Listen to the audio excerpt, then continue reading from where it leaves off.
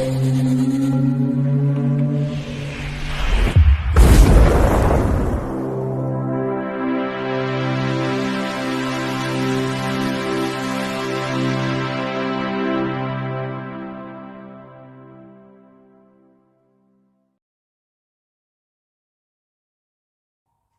back, it's me, and in today's video we're going to look at this. Yes, it's another Hammer classic. It is Kiss of the Vampire from 1963. Wow, yeah. It's another of these films that Hammer did.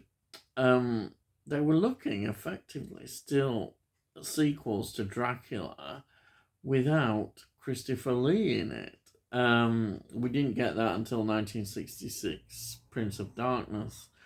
If you remember, we'd had The Brides of Dracula, and now we got this one. And you have like a figure in these films who is like the Dracula figure. In this film, it's Dr. Ravner, who's the character you identify and think, oh yeah, he's like the Dracula figure. Anyhow, let me just get into a bit more. It's 88 minutes long, so normal time. On Rotten Tomatoes, 88%. It's quite highly thought of, even at the time. It's another good example of the gothic style that Hammer do so well, and it again, it has that wonderful feel to it. The cast, everything about it is just superb. It was written by John Elder, which of course is actually Anthony Hines, the producer behind all these. Yes, so for some reason he did that. He didn't use his real name as the writer. It's directed by Don Sharp, the Australian director, who had done, who was going to do Face of Fu Manchu, 65, Brides of Fu Manchu, 66. He also did Rasputin, The Mad Monk from 1966. Some really good films here. And of course, later, Dark Places, which I've reviewed, and is a wonderful film. It's one of those thrillers from that early 70s period that I often talk about. And yes, he directed that one. The film was done at Bray Studios again, and it looks so good, doesn't it? I mean, just everything about it is fantastic. And again, even the locations they use around, it just all works so well. In the US, this version was called Kiss of Evil, and they trimmed it for the TV. I don't know why, I don't know, but in America sometimes sensibilities are very different about aspects that we didn't see. Even though this is 1963, Hammer still proudly showing the X certificate. That's what they wanted all the time. In America, it's a different tale. So let me have a look at the cast.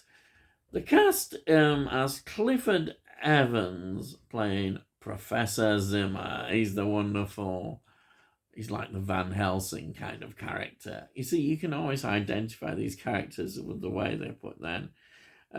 He was in The Curse of the Werewolf in 1961, which I actually think is a very underrated Hammer film.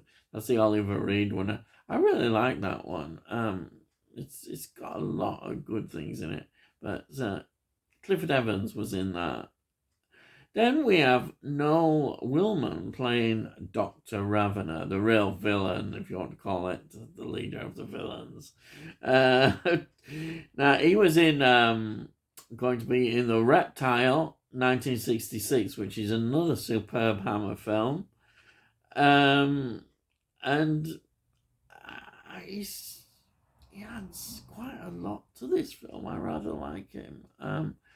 He's not Christopher Lee. No, he's definitely not Christopher Lee. He was also in The Vengeance of She, which was Hammer trying to follow up the success of the first She movie. But in 1968, they did another one. He was in that. Then we've got Edward de Souza playing, I suppose you could call him the hero in the film. We always have a heroic figure. He plays Gerald Harcourt. Looking at his films is interesting. He was in The Phantom of the Opera from 1962, which is something I must look up. I've not got that. Which was directed, of course, by the wonderful Terence Fisher. We have to get him in. We have to get him in somewhere. Yeah, there he directed that. So I have to check Phantom of the Opera out. And later, of course, he was in The Spy Who Loved Me, 1977. We get another Bond connection. Yeah, we love getting our Bond connections.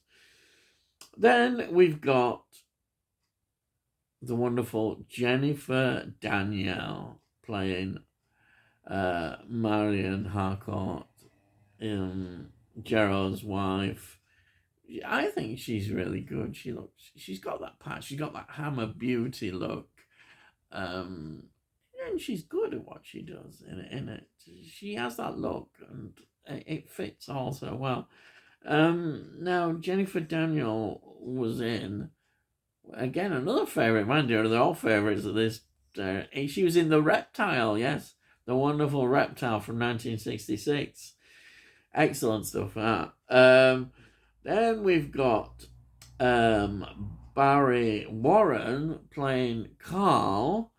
And Barry Warren was in Frankenstein Created Woman. Oh, yes, that's from 1967. Yeah, another wonderful take on the Frankenstein. All those Frankenstein films are fantastic, the way they have a different take on it, yeah. So that was from 1967. He was in that. So what is the story about?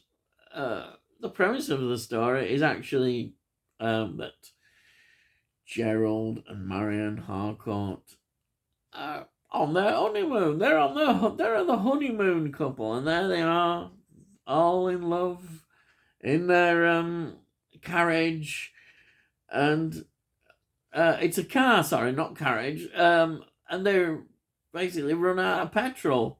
Yes, not very well organised there, but, and of course it's in the middle of nowhere. So yeah, the carriage bit comes where they get help to take them to this inn hotel kind of place. And as everything unfolds in the story, as you get the background of the castle, you always get a nice castle, don't you? I love these castles. Excellent, isn't it? And it all ends up that they're being caught up in this vampire cult, basically, which is headed by Dr. Ravenna. And there's some wonderful scenes as story develops, especially when they first go to the castle. There's a scene which is very interesting. They use music as kind of a hypnotic effect, which affects Marion quite a lot. She is sat watching this, and Marion, she becomes under the spell of this music. It's this piano music, and it's great. I love the way they do that, Hammer, where the music is very interesting, the way it plays, and you get caught into it, and she's totally entranced by it, and that's just one of the parts of the atmosphere which you start to see that things are not what they should be. It's all, if you're a fan of all these films, you know straight away what's going on, but I still love the way they do it. and Dr. Ravner, he's there. You're thinking, yes, I know your game, mate. I know exactly what you're up to. All this, and the story is just great. It's another of these atmospheric gothic tales, which, as I say, Hammer do so well. The direction, you just love the way all these sets, they capture that beauty, the magic of it all, and everything about it just seems wonderful. It kind of, I know this may seem a bit daft, but I kind of get a warm feeling watching these Hammer films, thinking, oh yeah, there is something, once you get into it, you think, oh yeah, that's great. I just love seeing this gothic world. They create this world, and this is a film that captures that perfectly. And there's no Cushing Lee in it, which is, we've got to normally have Peter Cushing and Christopher Lee in these films, but no, they aren't in this one. Again, it shows that Hammer could do other things. They could use other stories as well, which didn't necessarily need Peter Cushing and Christopher Lee. And we do see it, of course, as it develops. But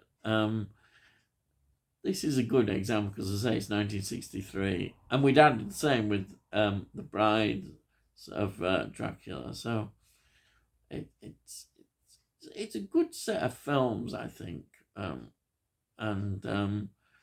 enjoyable. You can just sit there and enjoy them today and think, wow, yeah, these are great. Absolutely. They stand the test of time, so even the effects, very basic effects, always look good, don't they? That's one thing you can say about these films.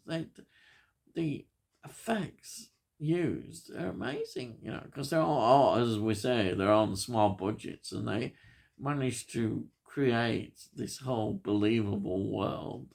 That's the thing. It has a believability about it, if there's such a word, believability, but it does. You believing it, and that's one of the real qualities that Hammer was able to do. And that stems from everything, right from the acting, which is always good, right through to design and production. And yeah, and I'm going on a bit there, but there we are. This is how good Hammer is. This release here I've got was from 2016. I'll be honest, it's a bit disappointing, the extras. There's not any of these documentaries. However, I think there's a Scream Factory release 2020, which may, I presume, have a lot more extras and documentaries on. The transfer's okay. I did notice sometimes there were some lines on the print which probably got changed, when they would do a restoration of it. But it still looks good. It didn't really affect my enjoyment of the film at all. And as I'm quite happy with this. I think the Scream Factory release will be quite expensive to get here in UK, so I'm happy with this. It's enjoyable to watch, and that's good. So that's it, really. I highly recommend it. If you manage to get it, I'm sure you can pick it up somewhere. This was actually quite cheap. I picked it up. So yeah, that's good. Well, I hope you enjoyed this video that I've just done, and if you've not seen me before, then please subscribe, and we'll let you know when I put more of these videos out. Also, if you liked it, please give it a like. It helps with algorithms and hopefully gets more people interested in these videos. And it all costs note. So you can't say fairer than that, can you? And if you've got any comments, please put your comments. I'd love to read them, and I'll always answer them. Yeah, thank you so much. That's it. So all I've got to say is, I'll see thee again.